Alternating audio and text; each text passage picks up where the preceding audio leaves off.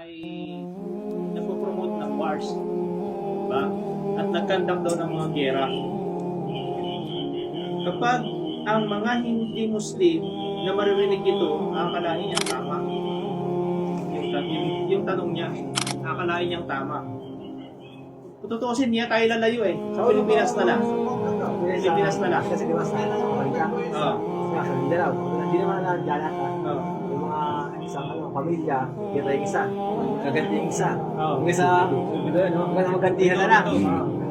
Hindi tayo lalayo. Kasi sabi niya, batay yan sa history. History pa yung sinabi niya. Sa Pilipinas na. Sa Pilipinas, dumating ang mga Muslim dyan, walang nangyaring digmaan. Kaya meron niya tamang karaha at dato sa panahon ng mga ninong natin.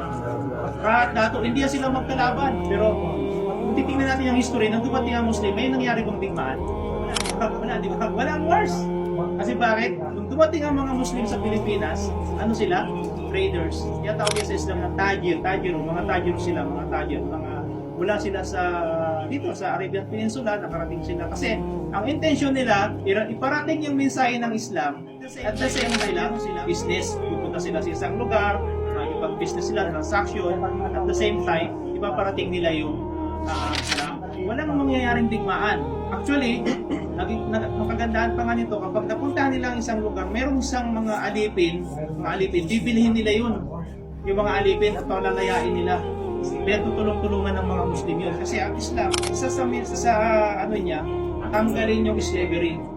Kasi meron niya ang ages dark ages na yun, bago pa lang ang Islam, ang kay Propeta Muhammad sallallahu alaihi wasallam, meron yung tawag yung dark ages. Yung dark ages na yun, naganap yung tinatawag na slavery. Bawa ikaw, madampot ka dyan ng mga mayayamang pamilya sa labas, may mga kilala sa lipunan, alitin ka na nila.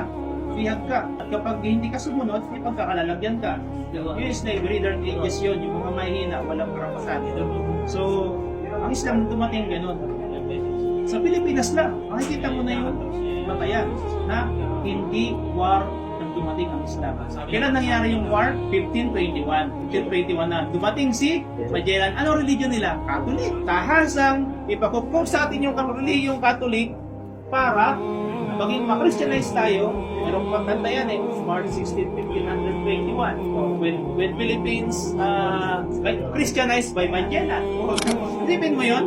Walang marunong nun. Ang mga raha at ang mga sultanate doon, magkasundo sila.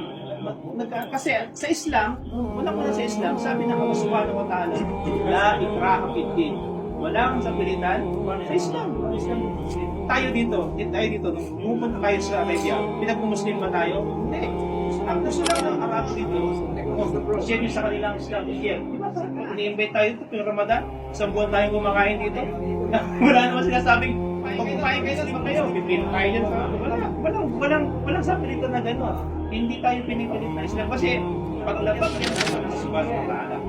Lagay tayo sa mundo, binigyan tayo ng malayang kaisipan sa atin na